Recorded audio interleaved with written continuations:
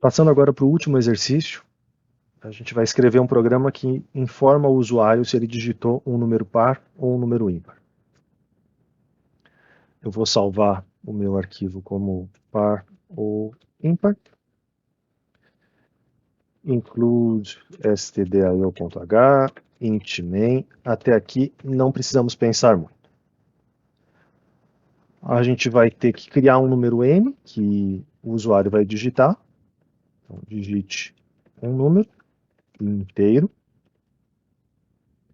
E a gente vai ler esse número que a pessoa digitou usando o comando scanf, que a gente já viu.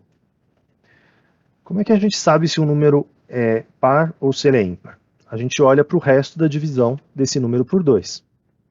Então, 7 é um número ímpar, porque 7 dividido por 2 sobra um resto 1.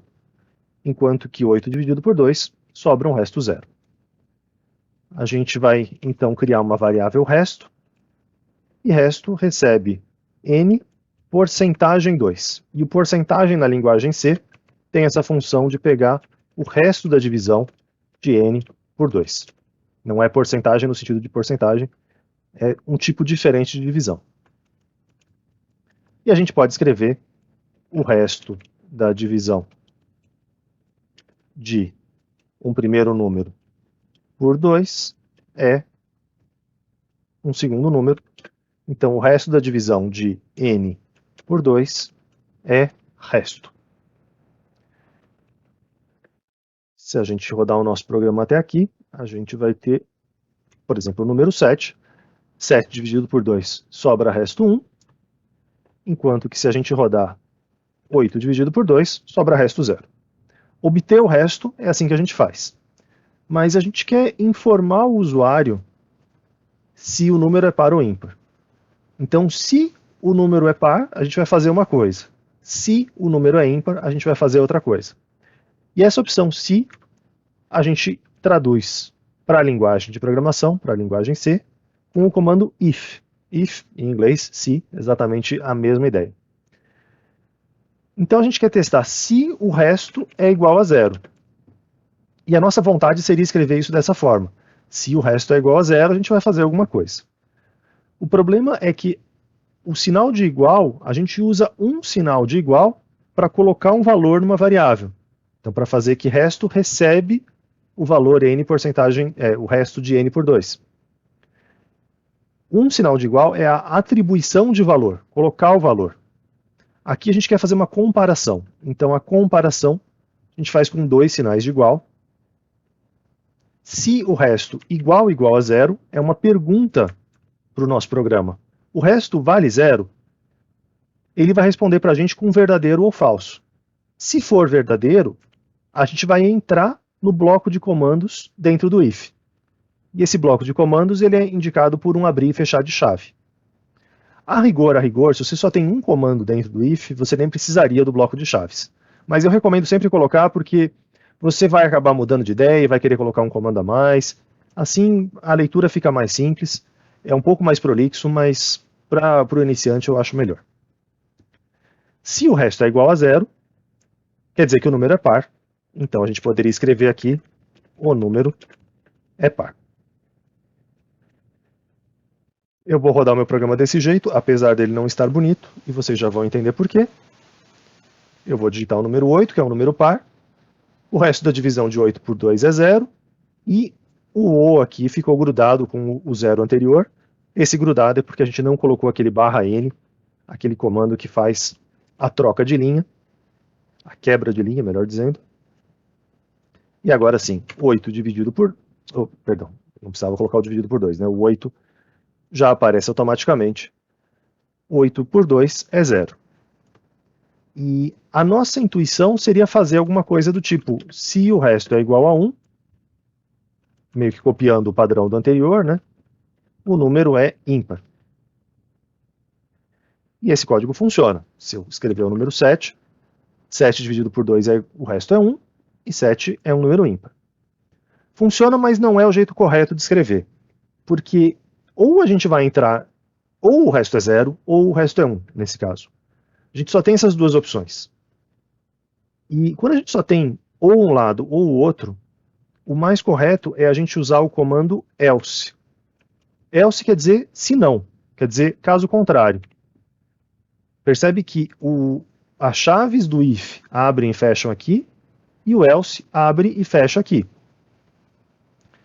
E desse jeito, o programa funciona de uma forma mais eficiente, porque ele não precisa testar duas condições. Da forma que eu tinha escrito anteriormente, que era colocando resto igual a 1, o que acontecia era, o programa testava se o resto era 0, depois ele testaria também se o resto era 1, e isso é meio desnecessário. Com o else, ele vai testar se o resto é 0. Se for verdade, a gente vai entrar no if. Se for mentira, a gente vai entrar no else automaticamente, sem fazer um segundo teste. Isso, especialmente quando os nossos testes são complicados, isso pode ser um ganho de performance. Além disso, a gente tem um programa mais amarrado desse jeito, um programa em que ou vai acontecer uma coisa ou vai acontecer a outra. Do jeito que estava escrito anteriormente, corria um risco de alguém modificar isso aqui para algum valor absurdo, e às vezes o meu programa nunca entraria no else, enquanto que com uma estrutura if-else, a gente tem certeza que vai ou entrar em um lado ou vai entrar em outro. Mas isso não quer dizer que todo if precisa de um else. Às vezes a gente vai ter programas em que a gente só quer fazer um teste, se for verdade a gente vai fazer alguma coisa. Se for mentira, o nosso programa vai seguir naturalmente. Então, apesar desse exemplo ter um if-else, não bitolem achando que sempre precisa ter o if e o else. Essa aqui é a versão que funciona melhorzinho. E com o resto da divisão por 2, a gente só tem esses dois casos. Ou é 0, ou o resto é 0, ou o resto é 1.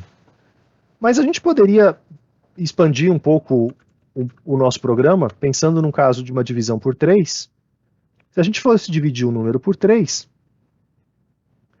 a gente teria 3 casos possíveis, ou o resto 0, ou o resto 1, ou o resto 2.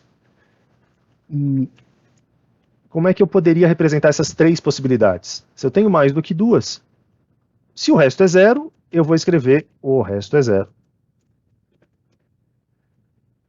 E aí eu vou escrever um else if. É um else porque a primeira condição falhou. Mas eu vou colocar uma segunda condição. Uma segunda condição.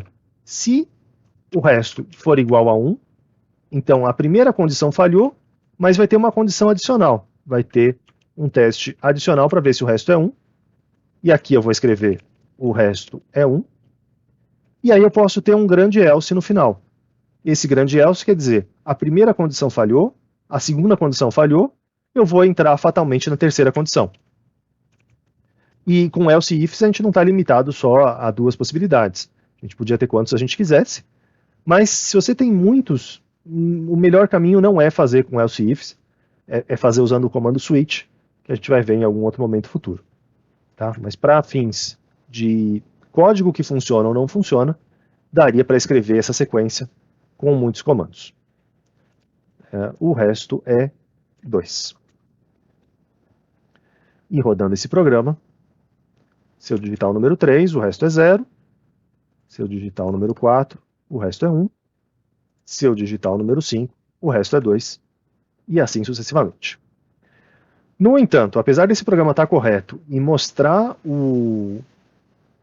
Aqui eu estou querendo ilustrar essa possibilidade do if, para fazer um teste, e aí os subtestes, os outros testes, caso o primeiro falhe. Mas é óbvio que se eu só quisesse mostrar o resto da divisão, o jeito mais correto de escrever o código seria o resto da divisão é... Porque percebe que aqui eu estou repetindo, aqui eu estou me repetindo a história do princípio do don't repeat yourself.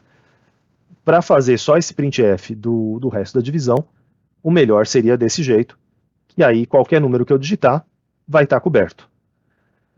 Isso aqui é para ilustrar como existem infinitos jeitos de escrever um código. Não é porque eu fiz de uma maneira que ela é única, muito ao contrário. E algumas formas são melhores do que as outras. Então, se o meu interesse é só em ver o valor do resto, essa segunda versão é a melhor. Se eu tenho realmente que fazer operações diferentes em cada um dos casos 0, 1 ou 2 ou etc., aí sim faria sentido usar aquela sequência de elses e ifs.